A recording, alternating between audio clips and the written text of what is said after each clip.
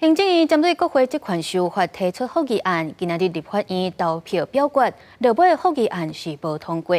伫咧立法院外口，嘛有两排人马伫遐聚集，有支持复议的青鸟行动，嘛有反对复议的蓝营行动。针对表决的这款结果，双方是虾米款的反应？咱请台记者郭碧君、林旭凯为咱说明。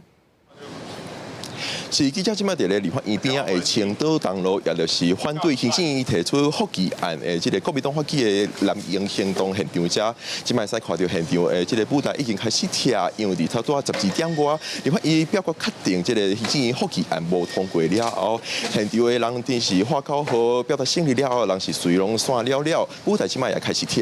要若早前因活动的画面，咱带观众朋友做伙来看卖。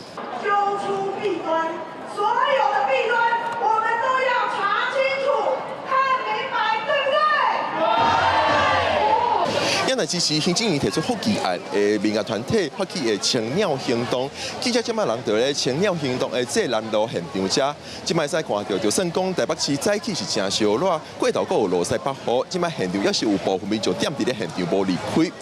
那民间团体也针对复议案无通过提出因的看法，来看因是安怎讲的。我们公民阵线邀请所有的伙伴，邀请我们的公民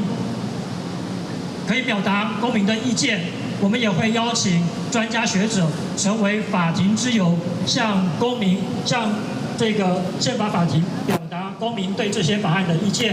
立法院对复议案的表决结果，伫咧12点外的时阵出炉，反对复议的有62票，赞成复议的有51票。这个赞成的票的数量是无超过宪法征收条文规定的全体立法委员一半的否定，确认这个复议案是无通过的。行政是对此表达遗憾，讲买手的申请实现，因为需要法案正做法律了后，才通申请实现。行政表示，上紧爱等总统公布施行这个法律了后，才有法度开始这个实现的程序。以上是公视台记者来自立法院现场的连线报道。